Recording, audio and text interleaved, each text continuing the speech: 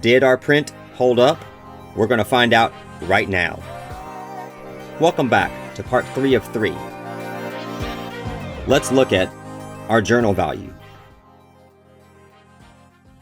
It was for the spine, and we were looking at insertion torque.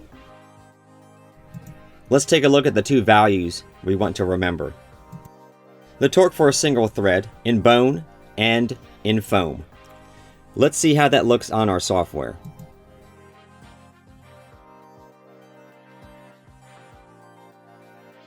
Remember, we type in the value.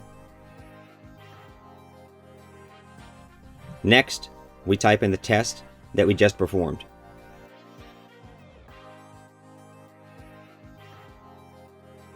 We narrow it down, and you can see our test result.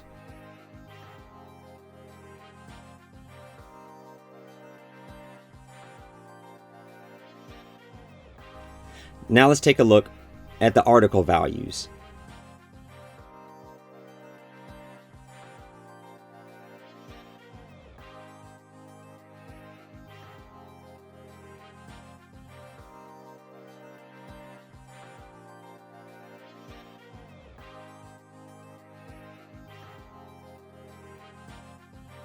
We're focusing on single thread, but note the dual thread as well. Let's take a look at the data.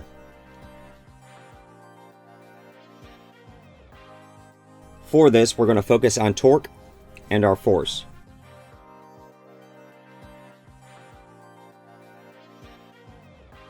Notice the two lines. Note how close our torque was as we were inserting it into the pedicle. The valley is the transition between cortical and cancellous bone in the 3D print.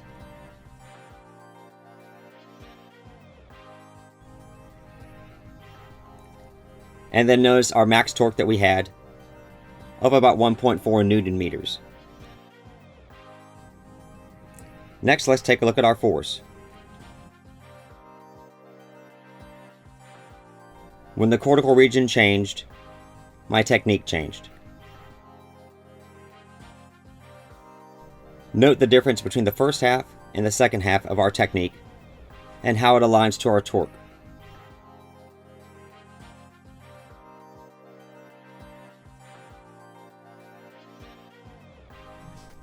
And last, let's take a look at our technique. These values are for the torque and the force for our deburring. I had a difficult time deburring for the mid region. Next, we take a look at preparing the pedicle path.